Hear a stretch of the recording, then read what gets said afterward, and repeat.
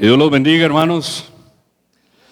Bendito nuestro Señor, que nos permite reunirnos de nuevo para alabar su nombre, para poner nuestras cargas delante de Él y para escuchar su palabra. Bendito sea nuestro Señor. Hace muchos años, hace bastantes añitos, estaba conversando con mi jefe del momento en un puesto de bolsa que estaba empezando a operar. Era una empresa nueva y era propiedad de unos socios extranjeros que empezaban a operar en este país, y entonces nos contrataron a un grupo de gente. Y entonces yo estaba conversando con mi jefe y le preguntaba: don fulano, ¿y qué esperamos de esta empresa? Porque apenas está empezando.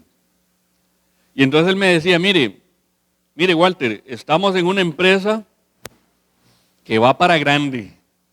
Y si la empresa va para grande, nosotros vamos para grande. Si la empresa creciendo y nosotros creciendo con ella. Entonces, qué bonito, porque yo me sentí muy alentado por mi superior, ¿verdad? Me sentí muy alentado por mi jefe. Me puse a pensar, vaya, qué bueno, mi jefe tiene planes buenos para mí. Tiene planes buenos para mí, tiene planes para que yo crezca, para que yo ascienda, para que yo mejore en esta empresa. Bendito sea Dios. Bueno, la empresa terminó cerrando. La empresa terminó cerrando, pero Dios es tan bueno que ya me había sacado de ahí. Estaba trabajando en otro lado. Pero la empresa cerró. Cuando yo me acuerdo la esperanza que este señor me dio, él me dio esperanzas de crecimiento profesional en esa empresa, me pongo a pensar, qué curioso, es lo mismo que la gente piensa cuando lee Jeremías 29:11. Vayámonos a Jeremías 29, por favor. Las mismas esperanzas que este señor me inyectó, y no estoy diciendo que él me hubiera mentido. Yo creo que él se sorprendió tanto como yo cuando vio que más bien la empresa terminó cerrando, porque él también tenía esperanzas de crecer. Pero estas esperanzas es lo mismo que la gente piensa cuando lee: porque yo sé los pensamientos que tengo acerca de vosotros, dice Jehová, pensamientos de paz y no de mal, para daros el fin que esperáis. Entonces, claro, ¿cuál es el fin que usted espera? ¿Cuál es el fin que yo espero? ¿Cuál es el fin que todo el mundo espera? Que nos vaya bien en la vida. Y que nos vaya bien significa que tengamos plata y buena salud. Plata, buena salud, que en la familia todo vaya pura vida. Y digo pura vida porque es la mejor expresión que puede usar un tico para hablar de lo bien que nos puede ir, ¿verdad? Bueno, terminamos interpretando que Dios nos quiere prosperar a todos los cristianos del mundo, porque Jeremías 29:11 dice que Él tiene excelentes planes para nosotros. En la Nueva Versión Internacional, el significado se amplía de Jeremías 29:11, porque dice: porque yo sé muy bien los planes que tengo para ustedes, afirma el Señor. Planes de bienestar, no de calamidad, a fin de darles un futuro y una esperanza. Vaya, entonces suena todavía más lindo el futuro que me espera, porque esta versión menciona planes de bienestar, entonces confirma lo que venimos esperando desde hace mucho tiempo, y es que nos vaya bien en la vida. Y esta versión, que es más moderna, que estudia mejor los originales, que va mejor al sentido de la literalidad, nos está diciendo que Dios tiene planes de bienestar, que no tiene planes de calamidad. Más bien, lo que nos quiere dar es un futuro y una esperanza. ¡Wow! ¡Qué bien! ¡Qué bien! Entonces el futuro del cristiano está asegurado. Bueno, necesitamos ver todos los contextos posibles para poder captar de qué se trata Jeremías 29:11. Y el sentido de Jeremías 29:11 empieza en Jeremías 29:4 y termina en Jeremías 29:14. Pero primero tenemos que hablar del contexto general de los libros proféticos. Hermanos, mucho material se me va a quedar por fuera, porque hablar de los libros proféticos requiere un curso. Imagínense ustedes que los libros proféticos es el género literario que está más presente en la Biblia. Son 16 libros proféticos. Por ejemplo, contra 4 evangelios. O por ejemplo, contra las cartas. Lo supera en número. Supera en número la cantidad de libros de sabiduría. Supera en número la cantidad de libros históricos. Y por supuesto, supera en número, porque todos lo superan, la cantidad de libros apocalípticos que hay, de literatura apocalíptica que hay en la palabra de Dios. Los libros proféticos combinados en total son 16 y todos están en el Antiguo Testamento. Todos están en el Antiguo Testamento. Entonces aquí es importante que empecemos por entender qué significa profecía. Porque la palabra profecía, especialmente hoy, con la nota de los apóstoles modernos y de los profetas modernos que no tienen base bíblica alguna, ha sido un término muy manoseado. La profecía es la proclamación de la palabra de Dios. Profetizar es proclamar la palabra de Dios. Es decirle al pueblo de Dios lo que Dios ha dicho. Pero, tristemente, y eso está siendo muy explotado en nuestros días, se le da más énfasis a la parte más corta o el contenido más breve de todo lo que es la profecía en el Antiguo Testamento, y es el tema de predecir el futuro. La gente se entusiasma con el tema de predecir el futuro. Entonces, ¿cómo se le dice a alguien que predice el futuro? Profeta. Y no es así. Profeta es el que predica. Profeta es el que proclama. Profeta es el que le denuncia al pueblo lo mal que está haciendo delante de la presencia de Dios, pero utilizando las palabras de Dios, no las propias palabras. Como escribió nuestro hermano pastor en su perfil de Facebook en estos días, en realidad el contenido predictivo de la profecía en la Biblia es de un 5% o menos. Lo demás es: despierten a la realidad que están viviendo ya. No se preocupen tanto por el futuro y tratemos de arreglar las cuentas delante de nuestro Señor ya. Pero lamentablemente el tema predictivo genera tanta fascinación, ¿verdad? Tanta fascinación que se le da más importancia a ese 5% que al restante 95%, y entonces nos perdemos el grueso del maravilloso mensaje de Dios. Pero bueno, Jeremías 29:11 está hablando del futuro. Así que hoy no podemos hacer a un lado el futuro. ¿Cuál futuro? Ahí viene una pregunta grande. ¿Cuál futuro? Hermanos, el futuro del pueblo de Israel, no el suyo, ni el mío. Los autores Fee y Stuart dicen: una de las claves para entender a los profetas, por lo tanto, es que veamos sus profecías cumplidas.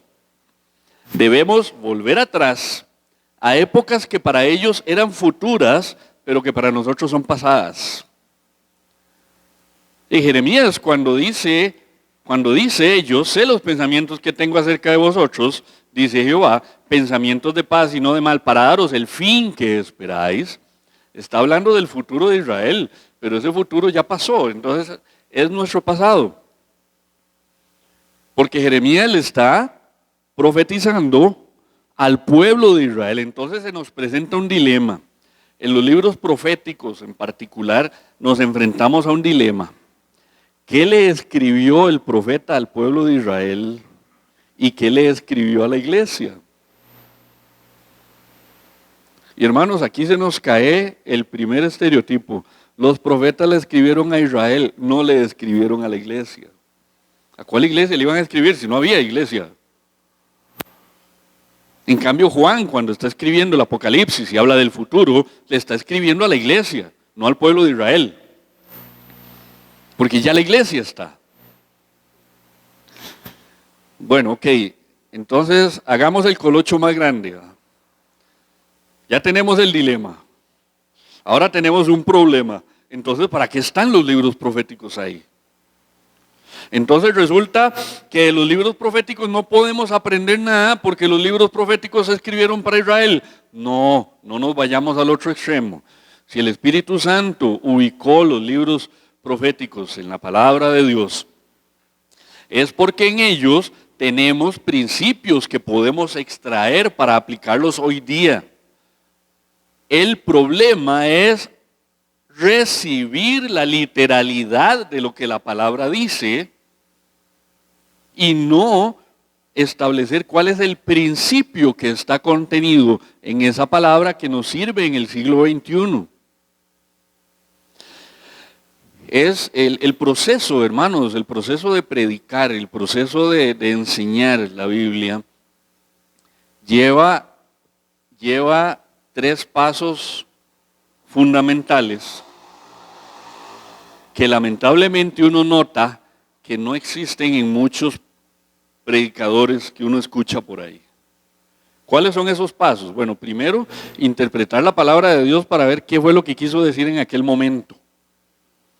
Y eso significa irse a los idiomas bíblicos, irse a los contextos del momento e irse a los contextos de lo que está escrito. Por eso le estamos dando tanta importancia al tema de los textos, de los contextos, porque cuando sacamos Jeremías 29:11 y lo enseñamos nada más él, nos dice un montón de maravillas. Pero en realidad no está diciendo ninguna de esas maravillas. Estamos haciendo al texto decir lo que yo quiero que diga y lo que me interesa que diga y lo que me consuela que diga. Pero se nos está olvidando todo lo que está alrededor de ese texto. Cuando yo logro, con la iluminación del Espíritu Santo, interpretar lo que la palabra de Dios dice, entonces, segundo paso, tengo que establecer un enlace entre ese texto que fue escrito hace un montón de años y nosotros. Ese enlace se llama puente. Tenemos que establecer un puente que nos permita tomar lo que ya entendimos para aplicarlo en el día que hoy vivimos.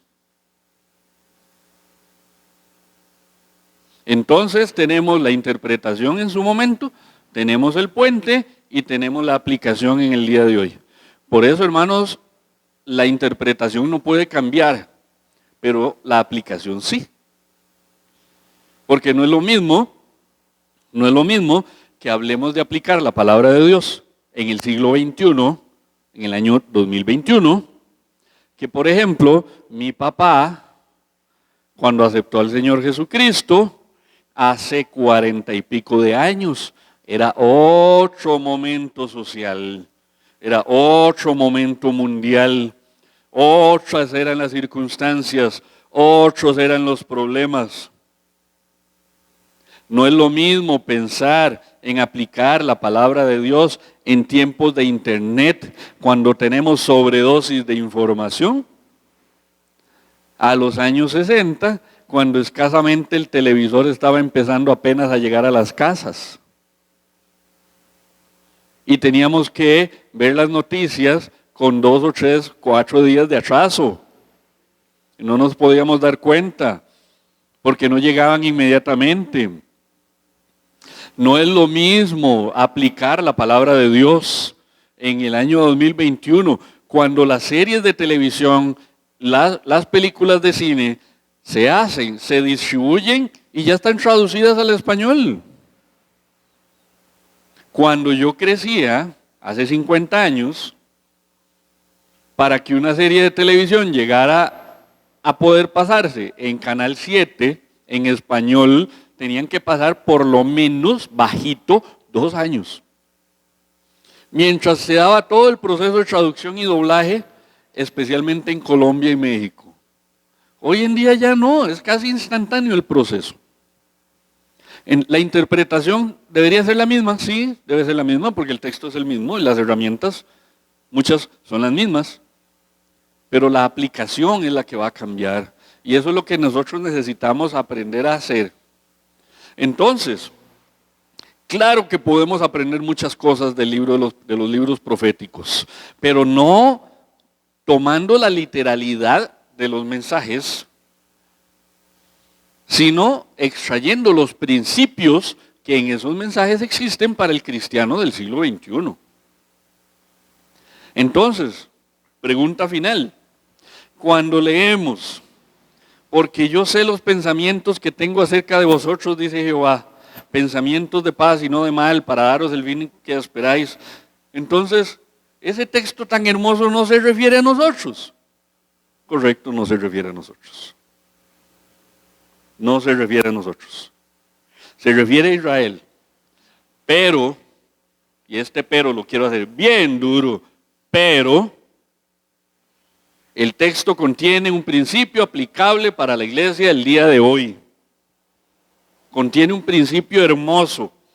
Teniendo presente todo lo que acabamos de exponer, hermanos, podemos entonces entender que Jeremías 29, del 4 al 14, nos enseña que Dios tiene un plan para su pueblo. Dios tiene un plan para su pueblo. Recordemos que Jeremías empieza el ministerio en el año 627 a.C. y profetiza durante 40 años. A él le toca profetizar a lo largo de 5 reyes en Judá, los 5 últimos reyes de Judá. Recordemos que Israel ya se había dividido y ya estaba el reino de Israel al norte y el reino de Judá al sur, que Judá y Benjamín, las únicas 2 tribus que quedaron al sur, siguieron llamándose Judá. El reino del norte de Israel desapareció de la faz de la tierra porque se combinó, se mezcló con los asirios. Entonces, cultural y religiosamente desaparecieron porque formaron una mezcla cultural y una mezcla religiosa. Pero los judíos siguieron siendo judíos y preservaron su pureza racial y su pureza religiosa a lo largo de los años. Por eso, cuando Jesús nace y cuando leemos los evangelios, se habla de los judíos, de los principales entre los judíos. No se habla de los israelitas, no se habla de los hebreos, se habla de los judíos, porque Jesús nace en un contexto de los descendientes del reino de Judá, que permanecieron puros, lo más puros posibles, ¿verdad? Si ese término se puede aplicar a la raza humana, pero permanecieron lo más fieles a su religión de un único Dios. Permanecieron fieles a un único Dios. Jesús nace ya en un contexto muchísimo más desarrollado, más evolucionado. Han pasado muchísimos años. Y Jeremías, entonces, durante sus 40 años de ministerio, lo que hace es profetizar que viene una tragedia. Viene una tragedia. El pueblo de Dios le ha desobedecido a Dios. El pueblo de Dios ha sido infiel a Dios. Corrijan su camino porque viene una tragedia. Y la tragedia llegó porque el pueblo no escuchó. Y Babilonia llega, invade Judá y se los lleva para terreno babilónico. Hermanos, Dios tiene un plan para su pueblo. Y ese plan incluye que su pueblo siga su vida normal. Versículos del 4 al 7. Jeremías 29 del 4 al 7. Así ha dicho Jehová de los ejércitos, Dios de Israel. a todos los de la cautividad que hice transportar de Jerusalén a Babilonia. Edificad casas y habitadlas, y plantad huertos y comed del fruto de ellos. Casaos y engendrad hijos e hijas. Dad mujeres a vuestros hijos y dad maridos a vuestras hijas, para que tengan hijos e hijas, y multiplicaos ahí y no os disminuyáis. Y procurad la paz de la ciudad a la cual os hice transportar, y rogad por ella a Jehová, porque en su paz tendréis vosotros paz. Hermanos, Dios tiene un plan para su pueblo, y ese plan incluye que su pueblo siga su vida normal, a pesar de las circunstancias difíciles y rudas en las que podamos estar. El versículo 4 nos cuenta un momento dificilísimo en la historia de Israel, que es la deportación a Babilonia. Jerusalén cae bajo dominio babilonio en el año 586 a.C. Jeremías es testigo de eso. Después de que esto sucede es que Jeremías escribe Lamentaciones. Jeremías era un profeta sumamente sensible, muy sentimental. Hoy le dicen el profeta llorón. En realidad debería llamársele el profeta sensible o el profeta sentimental. Porque él llora al ver que el pueblo no hace caso y entonces Dios cumple con su advertencia. En el año 586 es la etapa más dura en la historia de Israel, e incluso sirve para que ustedes, cuando leen la genealogía de Mateo 1, ahí se usa la deportación a Babilonia para dividir la historia en 3 partes. Qué momento más complicado, ¿verdad? No fueron migrantes voluntarios, no se fueron para Babilonia, se los llevaron. Cayó Babilonia y se los llevó. Pero hay que seguir su vida normal porque la vida sigue su rumbo. La vida sigue su rumbo. Hay que seguir viviendo y trabajando. Versículo 5. Edifiquen casas, planten huertos. Es decir, chiquitos, ustedes aquí se van a quedar mucho tiempo. Así que mejor adáptense a su entorno y sigan su vida. Vivan y trabajen. Vivan y trabajen. Lo más normal posible. Hay que seguir viendo por la familia. Versículo 6. Cásense, tengan hijos. En aquellos tiempos era consígale novio a su hija y consígale novia a su hijo. Hoy día los muchachos dicen bendito Dios, ya no es así, ¿verdad? Pero en aquellos tiempos sí era así. Bueno, los papás quisiéramos que siguiera así, ¿verdad? Pero bueno, los muchachos nos entenderán después. El asunto es, siga teniendo familia y siga cuidando de su familia.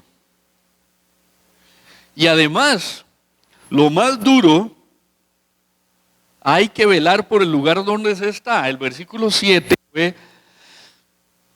fue algo durísimo para el pueblo judío, para el pueblo de Judá de aquel momento. Imagínense, Dios les está diciendo, procuren la paz de la ciudad a la cual los hice transportar. Entiéndanlo bien, los babilonios no se los llevaron, fue que yo los dejé que se los llevaran. Al final fui yo el que los llevó ahí. Así que procuren la paz en ese lugar, rueguen por ella. ¿Por qué? Porque si ellos tienen paz, ustedes van a tener paz. Qué duro para los judíos tener que escuchar que tenían que velar por la paz de Babilonia y hasta orar por Babilonia. Qué rudo. Pero si Babilonia estaba bien, ellos iban a estar bien. Hermanos, la vida sigue su rumbo normal. Hoy estamos en una nueva normalidad. ¿Y qué hemos tenido que hacer? Adaptarnos. Y hemos tenido que aprender a trabajar. Y hemos tenido que resignarnos a no poder abrazar a la gente que amamos si no vive con nosotros. Hermanos, es muy duro. Para nosotros ha sido muy duro. Por ejemplo, nuestro papá en el hogar de ancianos. Saber que si uno va a verlo es 10 minutos y por la malla. Y 10 minutos y se devolvió para el cuarto, ¿verdad? Él con su máscara, nosotros con la nuestra. Pero la vida sigue su rumbo. Y tenemos que trabajar en el actual contexto. Porque Dios tiene un plan. Y todo lo que estamos viviendo, todo lo que hemos vivido y todo lo que vamos a vivir está bajo control de Dios porque Dios lo tiene planeado. Y como Dios lo tiene planeado, nosotros sigamos nuestra vida normal. Por eso, como Dios tiene un plan para su pueblo, no hay que ponerle atención a los falsos predicadores. Versículos 8 y 9. Porque así ha dicho Jehová de los ejércitos, Dios de Israel: no os engañen vuestros profetas que están entre vosotros, ni vuestros adivinos, ni atendáis a los sueños que soñáis, porque falsamente os profetizan ellos en mi nombre. No los envié, ha dicho Jehová. Y ahí está metiendo dentro de un paquete a los que dicen que profetizan y a los que adivinan, ¿verdad? Es un paquete grueso. Está metiendo hechiceros ahí, adivinadores. Los que redactan el horóscopo, ahí van metidos. Hermanos, si nosotros leyéramos el capítulo 28, que es el contexto inmediato del 29, no lo vamos a hacer, pero se los voy a resumir. En el capítulo 28, Jeremías se enfrenta con un falso profeta que se llama Ananías. Resulta que Ananías vivía profetizando que la libertad iba a llegar ya pronto. En 2 años vamos a estar libres. Y en 2 años todo va a ser normal. En 2 años vamos a liberarnos del yugo de Babilonia. Todo va a ser normal. En esos días, Jeremías andaba predicando con un yugo amarrado al cuello, ¿verdad? Un yugo puesto al cuello. Entonces Ananías le quita el yugo a Jeremías, lo tira al piso y lo quiebra y dice: así va a quebrar Dios el yugo sobre Israel. Y entonces Jeremías le tiene que decir: sí, así va a quebrar el de madera, pero les va a poner uno de hierro. Y el de hierro no se los va a quitar nadie, y usted no lo va a poder quebrar. Jeremías, con la palabra de Dios, contradice a Ananías y le da un ultimátum. Veamos el capítulo 28, los versículos 15 al 17, que son los últimos, están ahí arribita. Dice así: entonces dijo el profeta Jeremías al profeta Ananías: ahora oye, Ananías, Jehová no te envió, y tú has hecho confiar en mentira a este pueblo. Por tanto, así ha dicho Jehová: he aquí que yo te quito de sobre la faz de esta tierra, morirás en este año, porque hablaste rebelión contra Jehová. Y en el mismo año murió Ananías, en el mes 7. No sé si les suena conocida esa historia, ¿verdad? Esos falsos predicadores, profetas, maestros, apóstoles, que andan diciendo maravillas de nuestro futuro.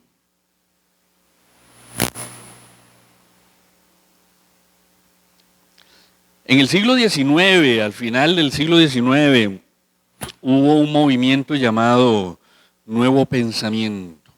Era una corriente filosófica medio extraña. El objetivo del Nuevo Pensamiento, y se lo voy a leer literal, era promover el interés y la práctica de una verdadera filosofía y un modo de vida y felicidad. Demostrar que a través del pensamiento correcto, los ideales más elevados de la persona pueden llevarse a cabo en el presente, y promover el tratamiento inteligente y sistemático de la enfermedad mediante métodos espirituales y mentales. Todo con la mente, ¿verdad? Si usted tiene los pensamientos correctos, decían los filósofos del nuevo pensamiento, si usted tiene los pensamientos correctos, eso se le va a cumplir. Y si usted sigue pensando correctamente, se va a curar. Y si sigue pensando correctamente, no se va a enfermar. Esta clase de pensamientos